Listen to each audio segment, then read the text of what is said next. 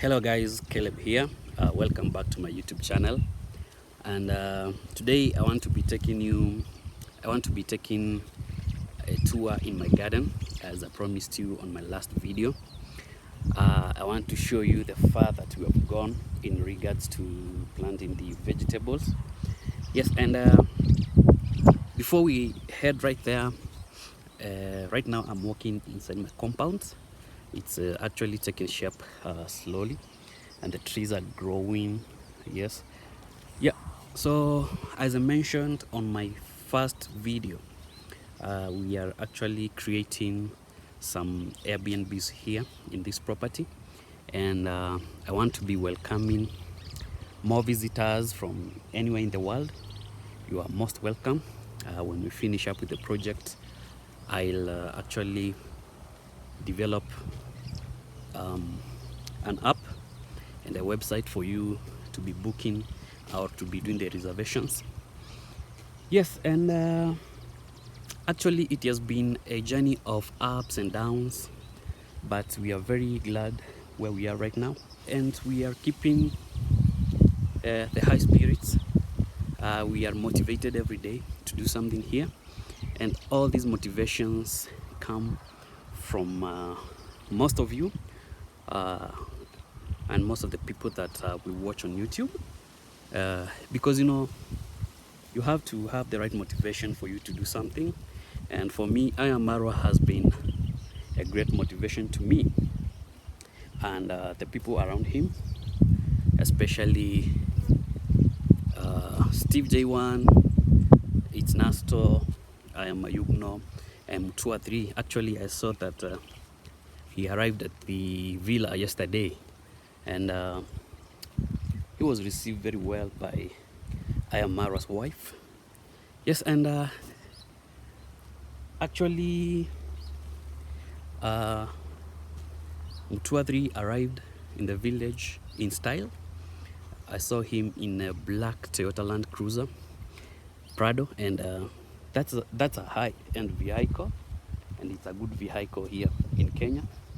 When you pull up with that, you are the boss. So I was very happy to see him in Nyabohanse finally. Yes, and as you can see, these flowers here have already grown big, and I told you these ones are called the Japonicas, and we need to trim them so that they can look good. Yes, I'll be doing that in the next few days. Yeah, so as we head over to the garden, that's what I wanted to say. We have a small chilling space right here. Yes, and the Japonica has also overgrown. Yes, we need to trim it. So right here we have this guava. It's producing flowers, and this time around we are going to eat some guavas. Yes, so I am keeping the right motivation to this project, and I request you to, if you have not subscribed to my YouTube channel, kindly do. We still have more in store for you. We have more videos, and the journey is going to be amazing when we work together. So now we are going to head over to the garden and see how things are faring on right there. So come with me. Hello guys, welcome back to another YouTube video, and today we are going to be looking at our progress in the garden because we just planted a spinach 3 days ago, and I want to take you there to go and see the progress and see how they are doing. We sprayed some pesticides yesterday, and we want to see if they have improved. So after viewing the shamba, we are going to move down to go and see where the guy digging up the toilet, to see what he has done so far. So that will be the video for today. I'm working on the field that I showed you last time, and as you can see, the grass has really grown. We need a lawnmower to actually cut it down because it's very hard. Cutting it the normal way with the slasher is going to be a very hard job. So right here we have our palm trees, and as I explained to you last time, when these leaves starts growing old, they start drying up, and what we need to do is cut them or prune them so that we can leave the fresh ones and the green ones to keep on growing. And as you can see at the center here, we have a new leaf coming up. It grows as a stem, but when it grows big enough, it sprouts and it forms a leaf. So we walk towards this direction. As I said, we are going to do some changes to our field because we want to add some umbrellas or shades so that we can have more shades on this field where you can sit, and when it's a sunny day, you don't have to get burnt by the sun. So right here, we're going to put some stairs so that you can walk comfortably right here. So let's move to our garden now. So this is our small garden right here where we planted our spinach. This is all the spinach that we took from our nursery right there. And as you can see, we have a lot of, I think, caterpillars that are boring holes on the leaves. That's why we sprayed them with pesticides yesterday and a fertilizer too. We are hoping that they are going to be doing well in the next few days. They are yet to be irrigated, so we're going to irrigate them in the next few minutes. Yeah. So that's all we are having here. We planted only spinach and we are yet to plant the onions on that far end right there. This is what I'm talking about. If you can see it right here, you can see we have some caterpillars destroying the spinach. But we took care of that yesterday and we are hoping that now they are going to grow up nicely without any problems. So we have spinach all the way to that end where you can see our edge right there. This is all spinach. And then on the rest of this field right here, now we are going to plant the onions that are remaining on the nursery right there. As you can see right here, the place is a bit tidy. We removed the unwanted grass, and now you can see how the chili or the pepper is growing right here in a zigzag manner. That's how I planted them, but we have several of them that didn't grow because of some reasons that I do not understand. Yes, but these ones are more than enough. These ones will serve us here at the home very well. On this other end right here, now we have the onions, and as you can see, we also removed the unwanted grass that was growing on top of the bed, and now we have only the onions growing. These ones here, we planted them, separating them so that we will not transplant them. So these ones are going to stay here until we harvest them. On our coriander right here, it's still growing, but we cannot consume them for now because we sprayed them with the pesticide. So until 7 days are over, that's when we're going to start consuming them. Yes, and on top there, we did not do any cleaning, but we are going to be doing that later on this week, and I'll be giving you a full tour of this place. So now we are going to go down right there to go and see how far the pit latrine has been dug. That's why we have a tape measure right here. We want to go and measure the feet going down so we can walk towards that place right now.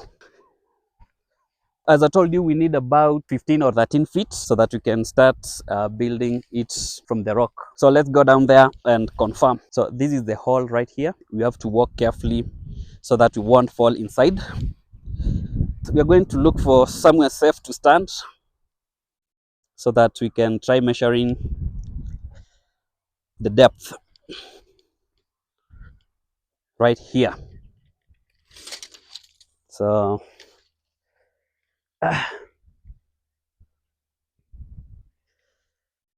that is exactly 5 feet. So what we do here in our village, we pay the workers by the feet dug. For every feet, there is that agreed amount that you should pay them. This soil right here, we are going to flatten it to this direction so that we can have this place flattened out.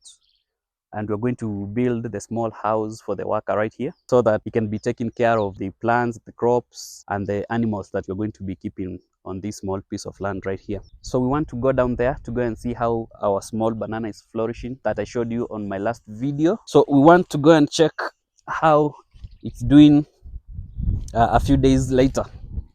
So as I told you, these are sweet bananas that have grown here, but we have different types on that other side there. We have some bananas from our neighboring country, that is Uganda, and they produce very big bananas. And I'll show you one day when they produce. In the meantime, let's check on our sweet banana right here. And I can see that it's doing quite well. Maybe it needs some more water. It needs to be watered properly until the fruits grow to maturity. Yeah, so that is our progress right there in regards to that banana. So guys, on the last video I talked about, actually on my first video, I talked about these trees and how we have been having a problem with the termites and how they are destroying the trees. And this is one example of how destructive the termites are. You see, this is a whole tree, that has dried up because of the effects of termites. And this one is not going to revive again. The only thing we can do is replacing it. So we have this one, and we have several on this other side right here. On this tree, this is the Grevillea tree, and this is the tree that gets affected so much by the termites. This is the Grevillea. Right on this other side, we have this Casuarina. It has also been affected by the termites, and it has completely dried up. So we have to remove it and plant a new one right there. Right on this side too, we have this one. I think it is also affected. And again, back here, we have this Grevillea. And this can fall down anytime. Yeah, because the termites attack it from the base right there. So those are trees that we want to replace as soon as possible. So this is how the termites attack the trees. You see how they create these patterns on the trees. So but on this case, this tree is kind of maturing up. That's why it has a very hard bark, to a point where these termites cannot peel off the bark. You know, the tree only dries up when the bark is destroyed all around, because as we know, this is where the water for the tree passes to be supplied to the branches and the leaves. So when the water supply is cut, the tree is going to dry up. So these ones are the small termites, and they haven't done any damage to the tree right here. Yeah, but sometimes we have the big termites that actually do that and destroy the tree. So guys, I want to take you to somewhere. I know you are familiar with this place because if you've watched my previous videos, you're familiar with this place, and I told you that I'm going to be telling you that one thing that I want to do back there, and now I want to tell you what I'm going to be doing there, so you will see the purpose of me making this pathway right here. So let's go this way and see what's going on right here. So I showed you this pathway on my last video, and as you can see, it's coming this way and heading to that direction, but currently we have nothing right there. So I want to tell you now what I want to put there and the reason for this pathway right here. So these palm trees right here, we transplanted them from down there, and I'm happy with them because they are doing quite well. You can see they now have new leaves coming up right here. Yeah, they never went to waste, they never dried up, and that makes me happy. Also, this one we transplanted from down there, and it's also doing well. It has new leaves coming up right here. On these tires right here, we want to fill them with soil and maybe plant